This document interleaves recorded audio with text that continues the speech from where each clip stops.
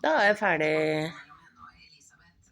Ligger her med kateter, men legen har ikke tatt ut mer enn en liten prøve av kreften, for han sa at det var ikke noe vits i, fordi jeg skal jo til Tønsberg og ta ut hele blæra og bla, bla, bla, bla, bla. Og det var en dame nede på oppvåkningen som hadde så vondt, herregud. Så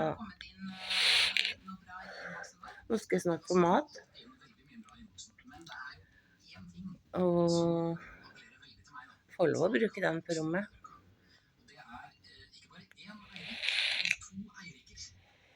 Det har vært en tøff dag, må jeg si. Får ikke lov å reise hjem. Ligger her med kateter, bla, bla, bla, bla. Men jeg skal I hvert fall få litt mat og kaffe. Det skal bli deilig.